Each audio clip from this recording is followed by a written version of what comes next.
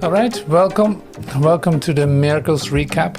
And Miracles Recap is a review of the lessons of A Course in Miracles. And we're up to the 80s, 84 to 80, 88, 89, yeah, 89. And so this is today, and really great that you're here. Thank you for joining. It is very basic always, like the review lessons. We keep it very basic, and in the basis is where a lot is happening. So it's like you can have other ideas about it, but then you would always be referred back to the first 15 lessons, basically. Because then it's like, if you have an idea about it, well, reconsider, let go.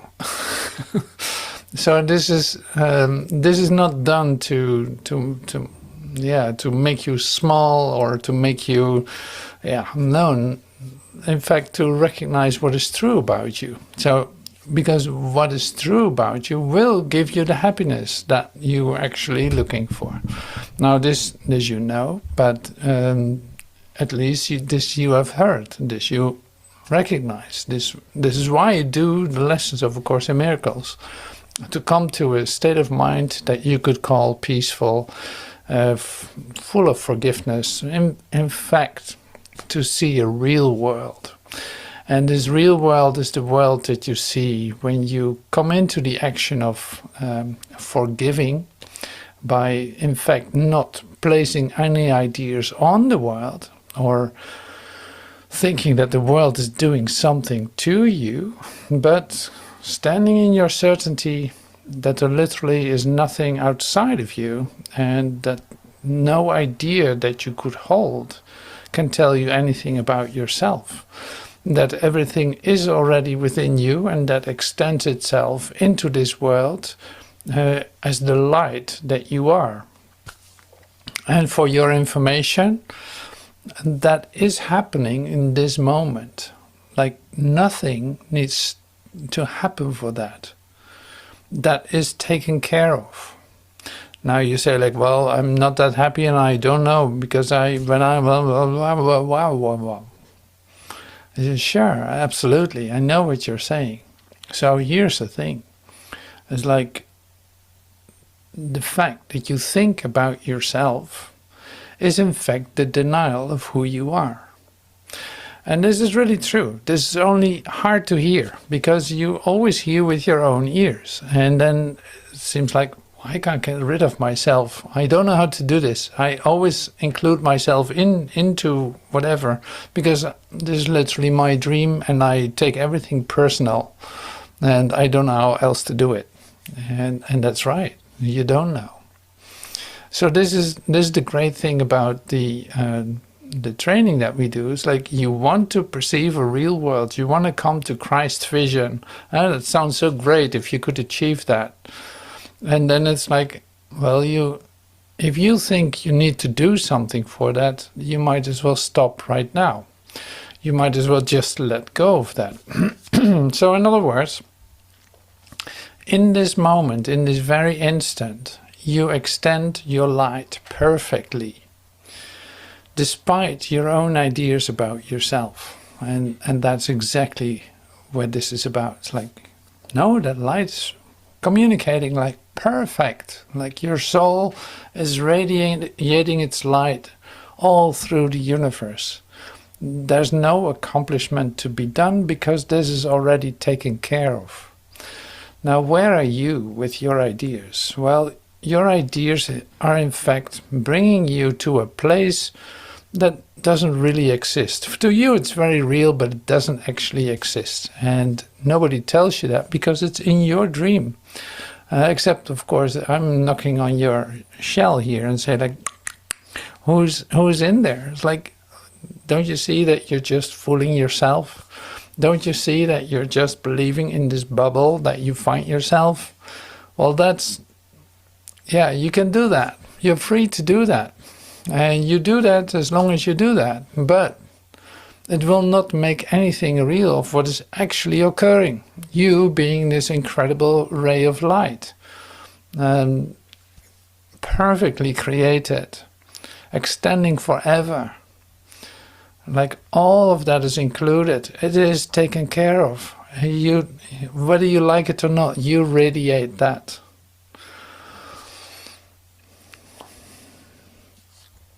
So, is there a necessity to do the lessons? Yeah, there definitely is a necessity to do the lessons, to train your mind in a systematic way, because what I'm just telling you is like, yeah, you want to come to the recognition that you are that what you are, in fact. And that now you might forget about that. Now you might doubt that. Now you might be afraid of something.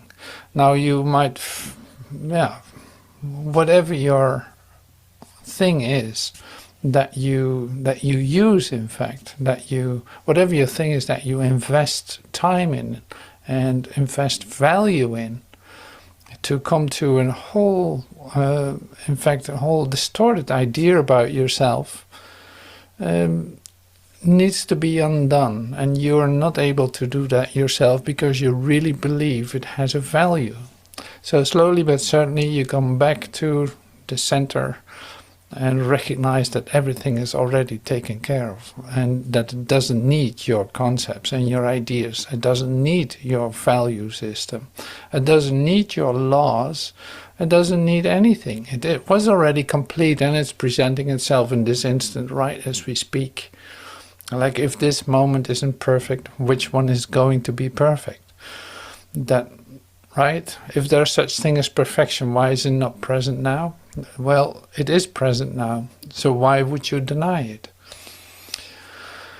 Now this is like the training, but it's more like, yeah, that's why we keep it basic, very, very basic. Like, however you want to play this, whatever your ideas about it are, however much value you place on it, they're still meaningless ideas. There's no differences in, like there's no order of difficulty or differences in the whole idea of meaningless ideas. They're all meaningless. No matter how you twist them, turn them, look at them, however many value you give them, when you stop doing that, they're gone. They're simply out of the door. They're not there because they have no reality.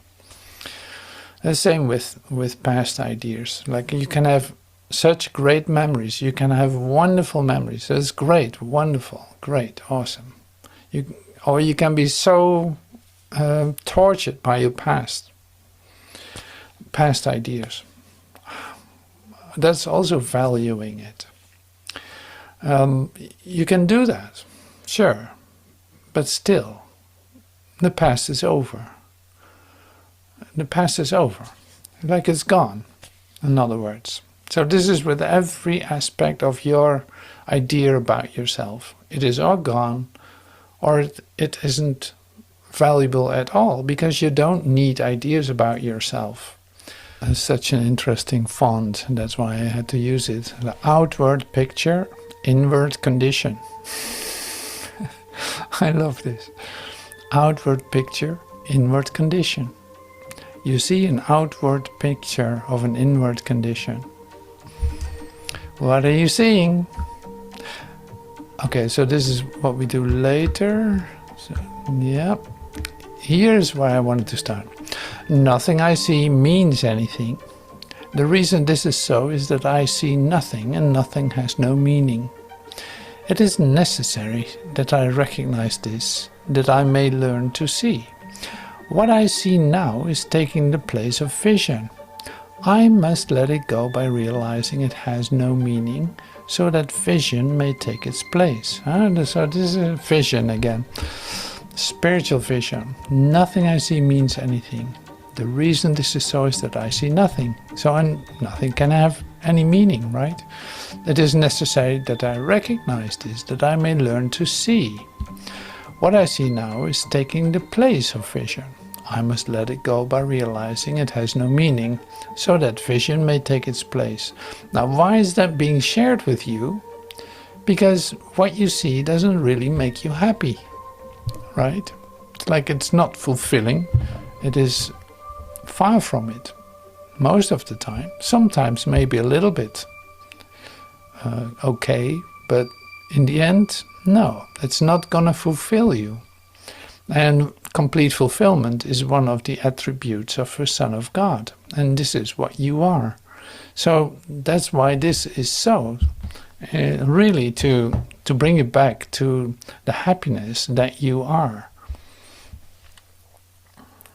So it's not just to take something away from you, or that you did something wrong or anything like this. No, not at all.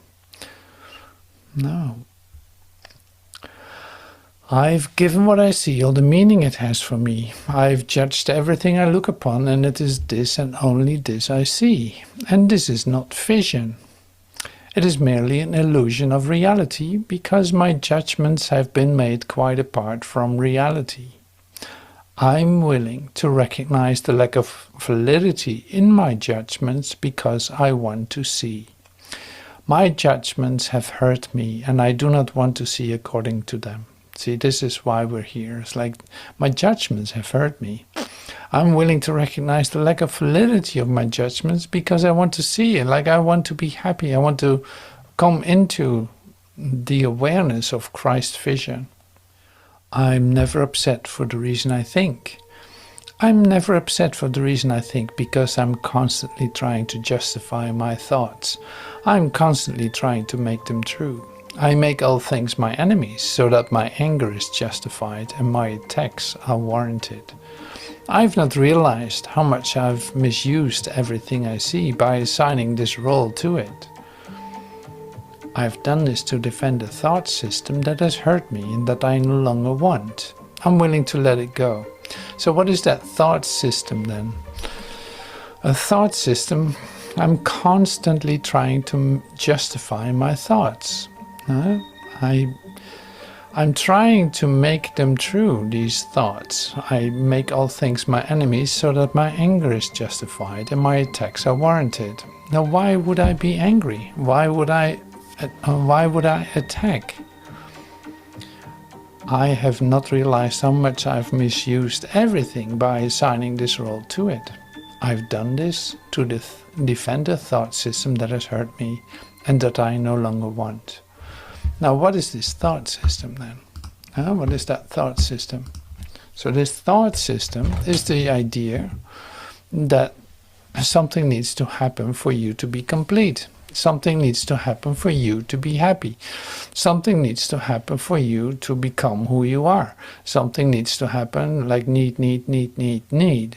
Something has to change. Something, like as if you have to make yourself make a better version of yourself. That's really what this is about. It's like your thought system, the thing that your mind automatically does is engaging in projects to repair itself, to make itself better, to make a better version, to update your own ideas about yourself, in fact, continuously. And it fails. That's why you actually become angry that it doesn't work. It's not working out. It is still the same. I keep repeating the same problem. I keep repeating the same habit.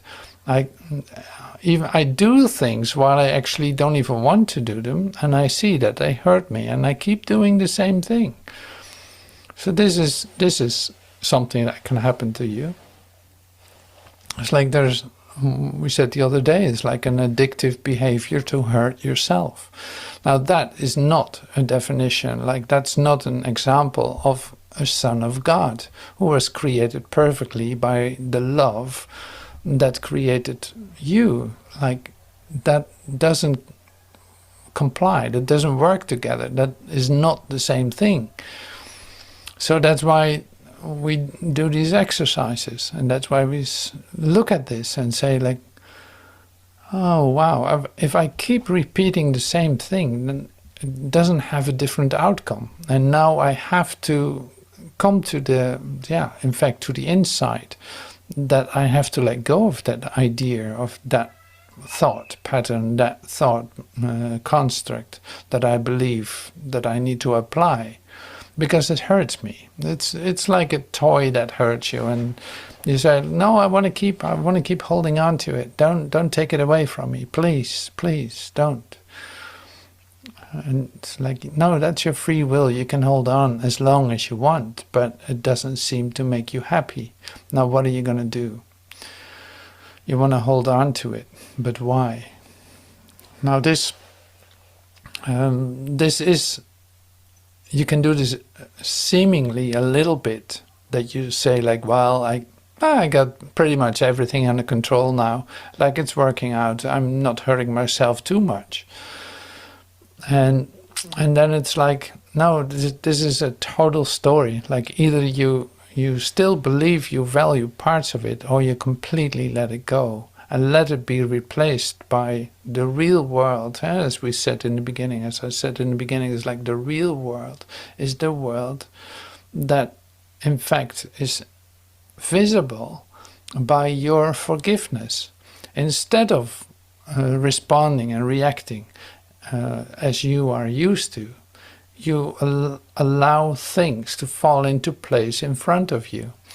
Instead of directing how things should be, or making demands on certain situations, thinking it needs to look like this, otherwise it isn't perfect, it's the same story. So it's like, in your forgiveness, in that continuously releasing your ideas about the situation that you're in fact, you open the way to have a different experience in that same situation that you are familiar with.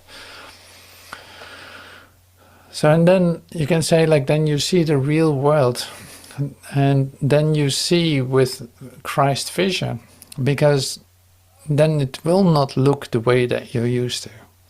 And the way that you're used to, you know the frequency or the vibrations of that.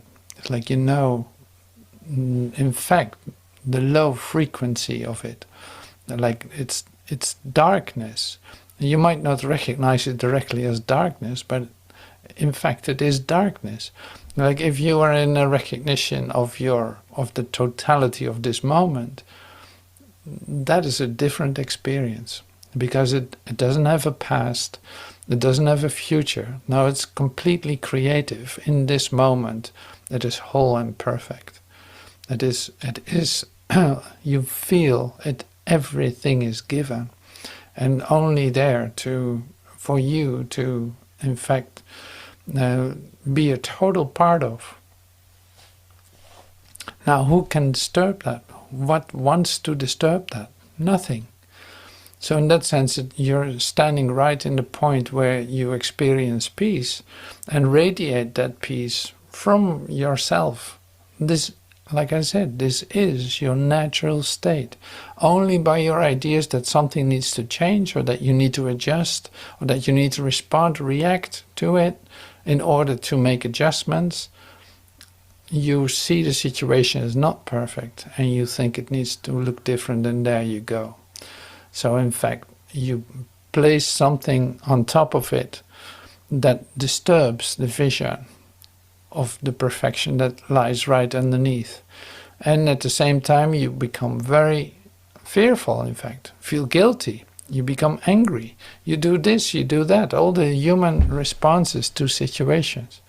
Oh, no, in silence, in your stepping back out of it, it can fall into place and show you its perfection.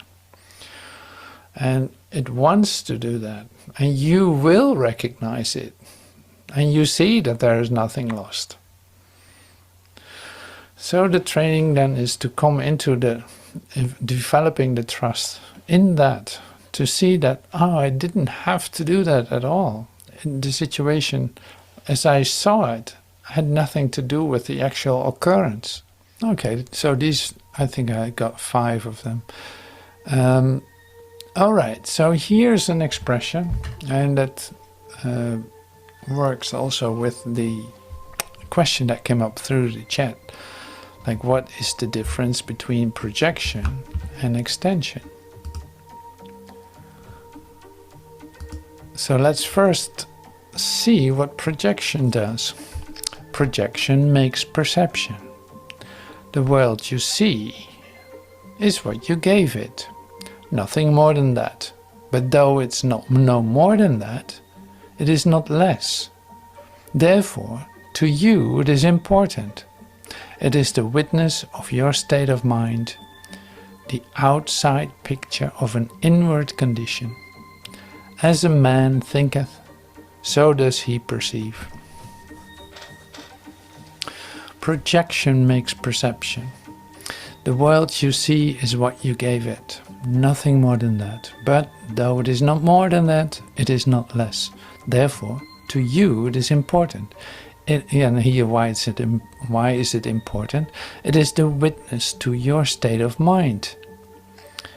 What you see is a witness to your state of mind. Now, what are you perceiving? This was what I was asking in the beginning too. It's like, what are you perceiving? Well, take a look at it for a moment. Or today, take a look at what is it that you're seeing. It is a witness to your state of mind. What are you perceiving? The outside picture of an inward condition. As a man thinketh, so does he perceive. Therefore, seek not to change the world, but choose to change your mind about the world. Perception is a result, not a cause. And that is why order of difficulty in miracles is meaningless. Everything looked upon with vision is healed and holy. Nothing perceived without it means anything. And where there's no meaning, there's chaos. So we come back to this then. Projection makes perception. What are you witnessing? What you see is a witness to your state of mind. Everything looked upon with vision is healed and holy. Nothing perceived without it means anything. See, this is where the first lesson comes from. It's like nothing perceived without vision means anything. And where there's no meaning, there's chaos. So you can say, like, I either perceive chaos or I perceive healing and wholeness. There's no in between. And there's no, like, it's either one or the other. Now here we talk a little bit about the projection idea. It's like the whole, in the Urtext, I know there's a lot of looking really at the idea of projection, because in fact it says, well, the Son of God projected himself out of heaven in order to have an experience that it wanted. So that was the first projection, like you project yourself out of heaven and place yourself in a place that had no relationship with heaven. So it's like you created this separate form, you created this separate idea of yourself. This is what you're still discovering in the undoing of it all. It still echoes in your mind. You know there's such thing as heaven, and you know that what you see isn't a reality, it is a dream. You got that far. And now you want to go a step further. You want to actually come to an experience of returning back to heaven. Now see, this is in fact what we're dealing with in the mind training. Like you placed yourself outside of heaven, you forgot that you did it, and now you're stuck in, for a moment, you're stuck in the dream. You don't know how to step out of it. You cannot get yourself out of it because you believe it is your reality. So here it is then, the ideas that will come to you to save you will not come from within your own dream. They will not come from within your own ideas about yourself. That's why you have to recognize that they have no meaning. When you fully recognize that they have no meaning, the ideas are gone, because they cannot exist without you valuing it. And so it is with your perception. Now projection makes perception, is what it says here. So first you project yourself out of heaven into a place that really doesn't exist, but you start to believe it true. Now in this place that you used as a separate idea, in this place you project ideas outside yourself, which is like, this is a terrible world. Here's a plane crash, there's an earthquake, there's an who knows what, a tsunami, or here's an who knows whatever, disease, here's a lack, there's a limitation, there's a disaster. This is what I'm saying. It's like you project it outside yourself and you think it is a threat to you because you forgot also that you put it out there. You're so accustomed now to perceiving things outside yourself, thinking they do something to you. But now in your awakening, that's being turned around, you could say. It's like cause and effect are shifted 180 degrees by taking responsibility for your perception. Like what I see, what I'm perceiving is literally what I put out there. Projection makes perception. I project it outward.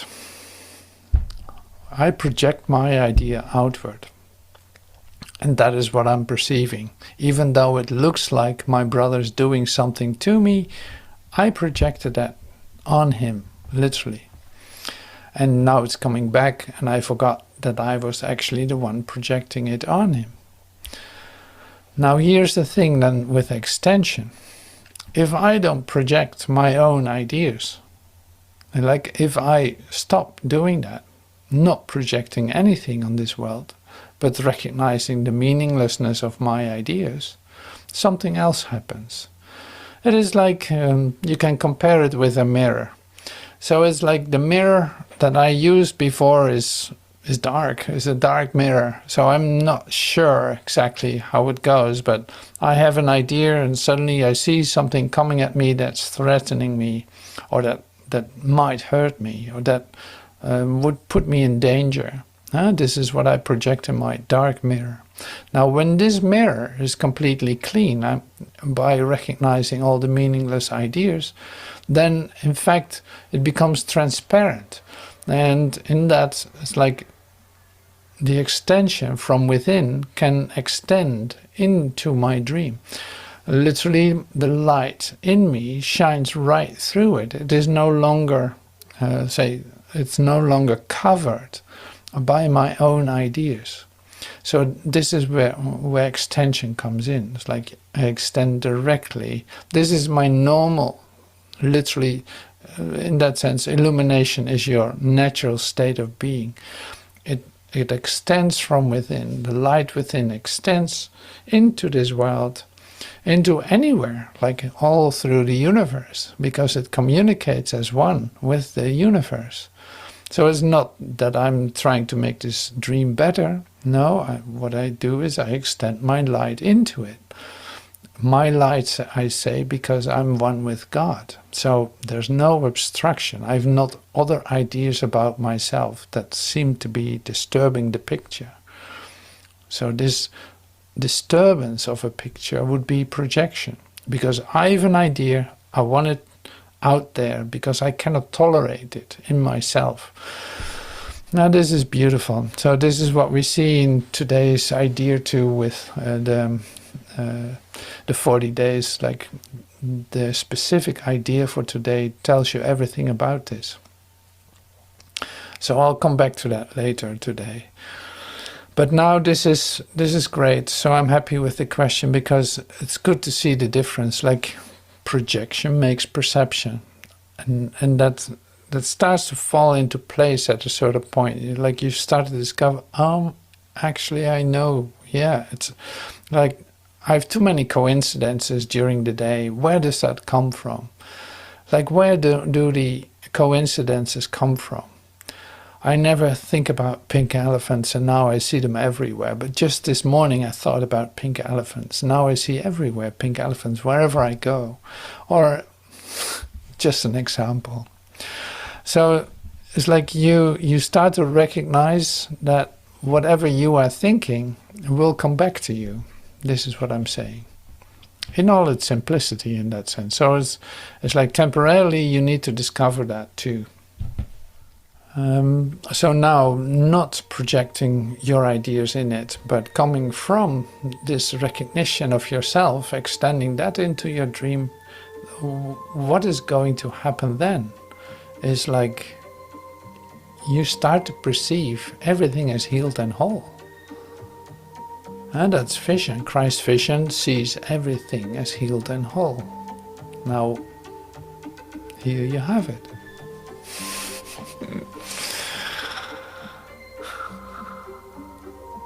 And it looks beautiful. It's great.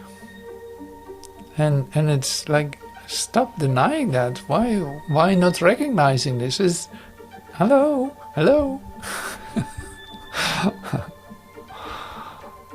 Yeah, so that's the amazing thing. It's like when you hear it, when you see it, it's there. When you don't see it, it is nowhere. It literally isn't there. You can't see it. Now it's inclusive of everything. So when the shift occurs that you can actually perceive it, then you see it everywhere.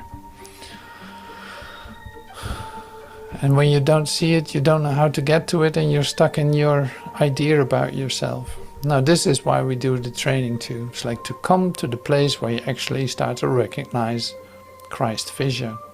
Christ vision is not an activity. It is a vision. It's like it's inherent in your recognition that here I am. And that's of course its natural state. It is whole. It was created perfect. So what is up? Nothing perceived. Without it means anything. Okay, so projection makes perception. The world you see is what you gave it. Nothing more than that. But though it is no more than that, it is not less. Therefore to you it is important. It is the witness of a state of mind, the outset picture of an inward condition. As a man thinketh, so does he perceive. Like if you want to change the world, that was the idea that I was looking for. Like the whole idea of changing your world, because that's you find yourself in misery and chaos. And now how can you change your world? And this can be a very legitimate question as a human being. It's like, how do I do that then? Because I still find myself in the same neighborhood with the same people, with people that always are needy and that need this and need that, and there's such a chaos in the streets and this and no. Like, what can I do to change that?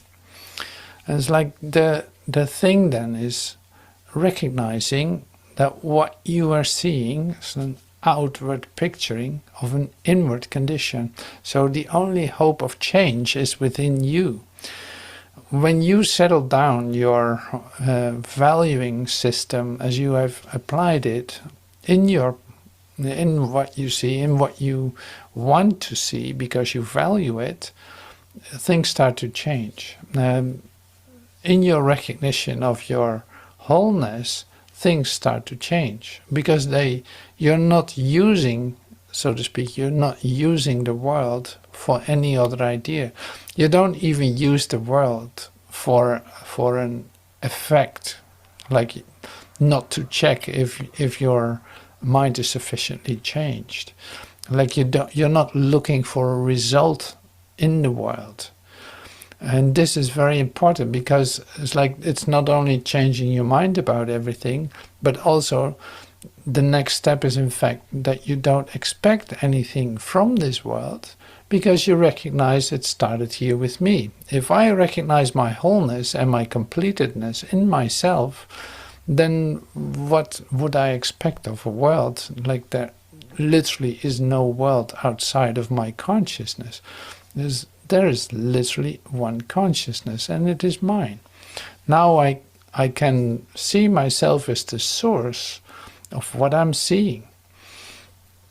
If I don't project my ideas upon it, but come in my inner recognition of the totality of who I am, of course I'm going to see a different world. Of course everything is changing. And if you need material proof of that, well, you don't need that. But if you look at your neighborhood, you see it change. You see that everything is different because literally you did not do anything else with it than allow it to change. So that makes everything different. So you just never know. It's like you just never know what is going to happen or how it's supposed to look. Suddenly you find yourself in a living room with somebody playing Chopin, the impromptu of Chopin, 13 years old and playing it just like that. And how would I know that that would be possible? Like, well, it did happen. So it's like, here's the space. So who knows what is going to happen there? Whatever. It's not about looking for a result there. No, it's like now receiving the gifts that are given by your recognition of, here I am. Sharing, celebrating, in fact, the recognition of that. But standing still right in it. Not on the barricade to change the world. No. Right here. The next part, we're going to read some, and you can help me with that, please. It is like a reading of the review lessons. So open your microphone or unmute your microphone and just share with us. So we go from 84 to 90, I think. Yeah, these are the reviews. Okay, so start with this one and then you follow, please. Love created me like itself. I'm in the likeness of my Creator. Love created me like itself. I'm in the likeness of my Creator. I cannot suffer. I cannot experience loss. I cannot die. I'm not a body. I would recognize my reality today. I will worship no idols, nor raise my own self-concept. Here it is. I will worship no idols, nor raise my own self-concept to replace myself. I am in the likeness of my Creator. Love created me like itself. Let me not see an illusion of myself in this. As I look on this, let me remember my Creator.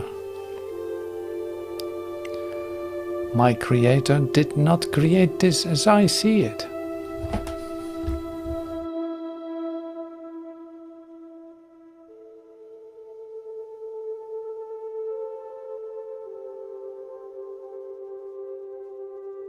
Love holds no grievance. Oh, go ahead. Go ahead. You want me to go?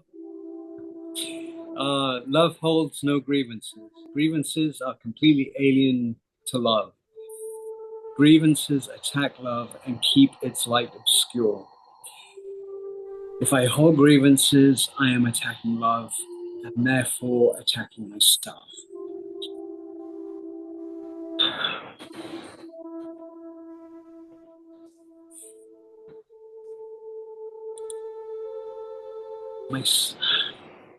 Myself thus becomes alien to me. I'm determined not to attack myself today so that I can remember who I am.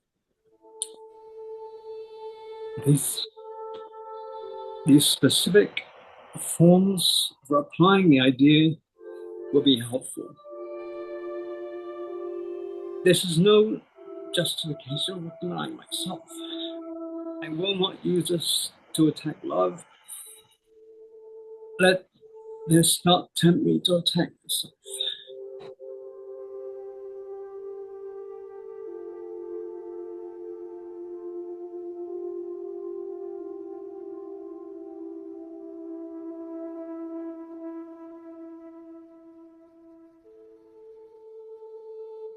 My grievances hide the light of the world in me. My grievances show me what is not there and hide from me what I would see. Recognizing this, what do I want my grievances for? They keep me in darkness and hide the light. Grievances and light cannot go together, but light and vision must be joined for me to see. To see, I must lay grievances aside. I want to see, and this will be the means by which I will succeed. Let me not use this as a block to sight. The light of the world will shine all this away. I have no need for this. I want to see.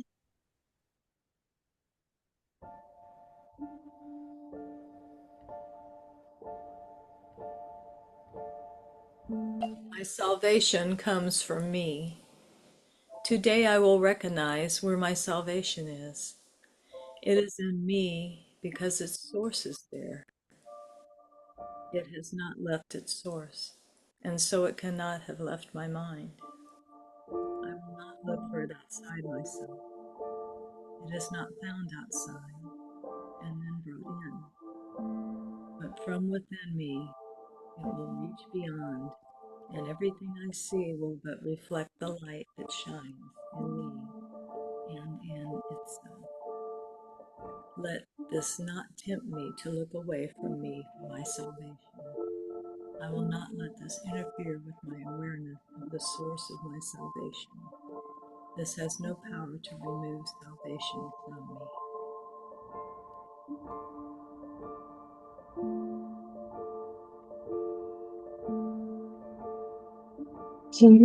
Le plan de Dieu pour le salut marchera.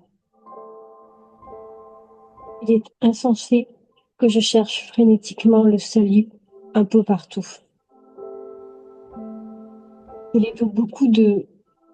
l'ai vu en beaucoup de gens, en maintes choses. Mais quand j'essayais de m'en saisir, il n'était pas là. Je me trompais sur là où il est. Je me trompais sur ce qu'il est. Je n'entreprendrai plus de vaines recherches. Le plan de Dieu pour le salut marchera. Je me réjouirai parce que son plan ne peut jamais échouer. Le plan de Dieu pour le salut me sauvera de ma perception. N'est pas une exception au plan de Dieu pour mon salut. Je perçoive ceci uniquement à la lumière du plan de Dieu pour le salut.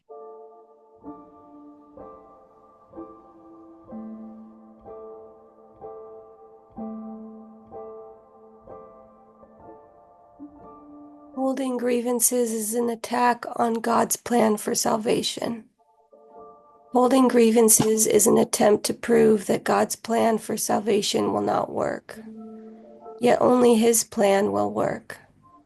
By holding grievances, I am therefore excluding my only hope of salvation from my awareness. I would no longer defeat my own best interests in this insane way.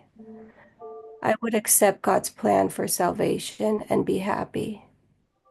I am choosing between misperception and salvation as I look on this. If I see grounds for grievances in this, I will not see the grounds for my salvation. This calls for salvation, not attack.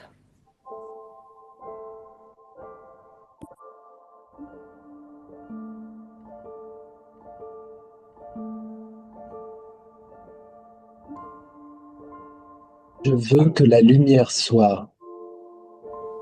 J'utiliserai le pouvoir de ma volonté aujourd'hui.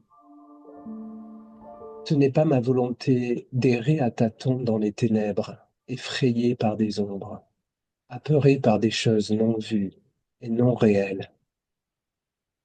La lumière sera mon guide aujourd'hui. Je la suivrai où elle me conduira et je ne regarderai que ce qu'elle me montrera. Aujourd'hui, j'éprouverai la paix de la perception vraie. Ceci ne peut cacher la lumière que je veux voir. Je tiens avec moi dans la lumière. Et là, dans la lumière, ceci paraîtra différent.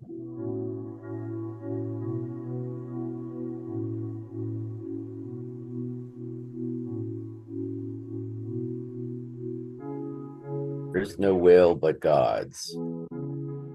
I'm safe today because there's no will but God's. I can become afraid only when I believe that there's another will. I try to attack only when I am afraid. And only when I try to attack can I believe that my eternal safety is threatened. Today, I will recognize that all this has not occurred. I am safe because there is no will but God's. Let me perceive this in accordance with the will of God. It is God's will you are his son, and mine as well. This is part of God's will for me, however I may see it.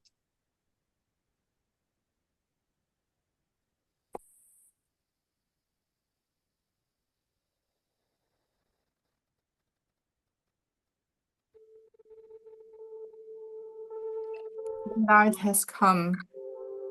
In choosing salvation rather than attack, I merely choose to recognize what is already there.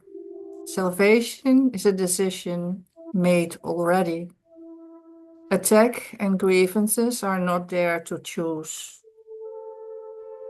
That is why I always choose between truth and illusion, between what is there and what is not.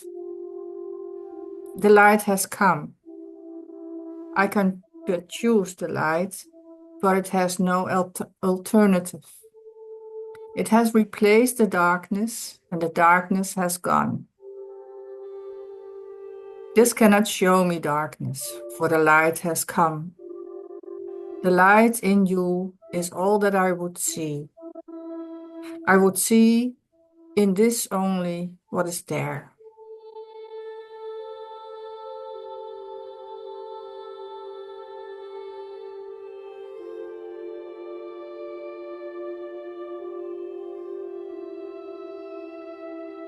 I am under no laws but God. Here is the perfect statement of my freedom. I am under no laws but God. I am constantly tempted to make up other laws and give them power over me. I suffer only because of my belief in them. They have no real effect on me at all. I am perfectly free of the effects of the laws, save God's, and his are the laws of freedom. My perception of this shows me I believe in the laws that do not exist. I see only laws of God. Let me allow God's laws to work in this and not my own.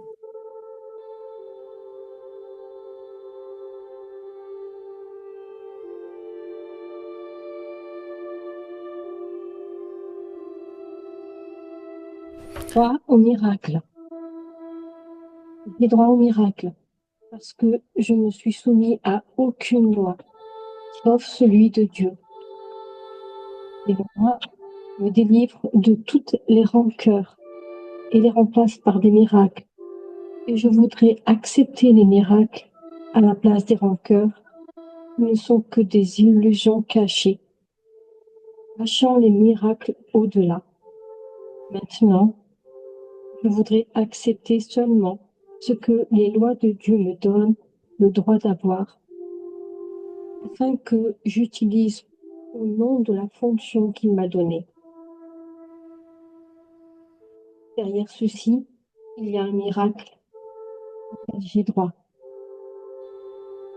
Je n'ai pas de rancœur contre toi,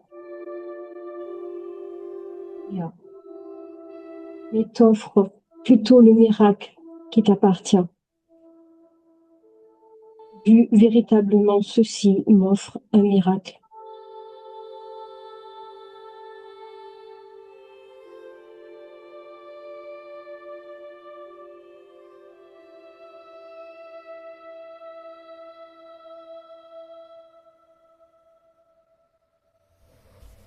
Let miracles replace all grievances.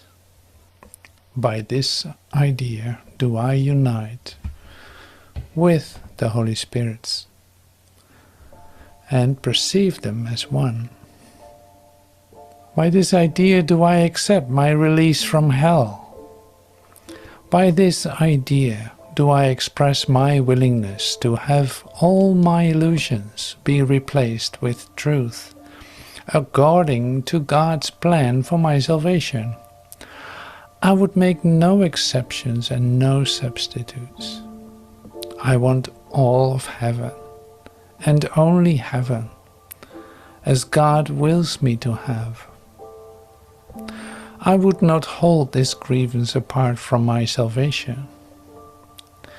Let our grievances be replaced by miracles, dear one. Beyond this is the miracle by which all my grievances are replaced.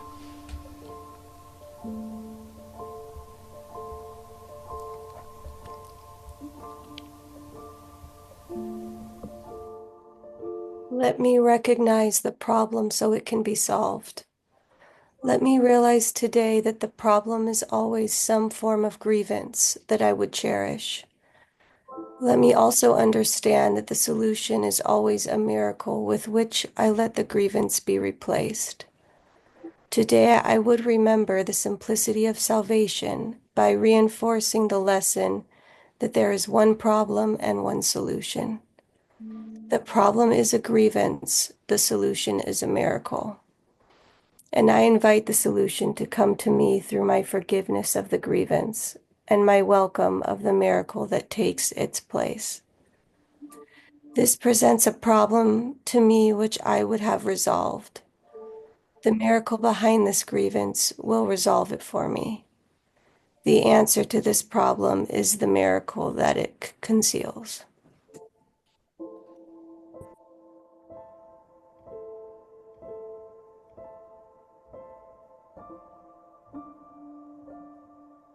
Let me recognize my problems have been solved.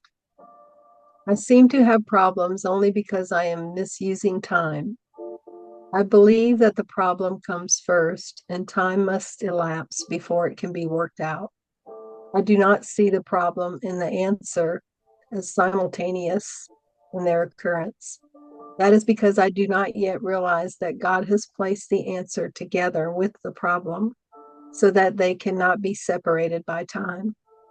The Holy Spirit will teach me this if I will let him, and I will understand it is impossible that I could have a problem which has not been solved already. I need not wait for this to be resolved. The answer to this problem is already given me if I will accept it.